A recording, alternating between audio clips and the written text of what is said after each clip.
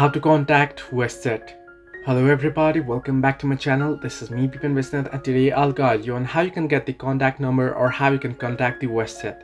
Well, the process itself is pretty simple. If you open up the Westjet application, you should get an interface on the homepage, right? You can see here. Now here what you want to do is you want to tap on the more option at the bottom right corner of your screen. Under more, if you scroll down below, you'll see messages option. If you just want to message them, you can message them on Twitter, X or Instagram. Similarly, if you want to contact them directly, if you tap on Westjet flights, you'll be able to see their Westjet flights general inquiries number. You can see toll-free number 24 hours a day, 7 days a week. So for Canada, TTY, international, US, group meetings, conventions and such.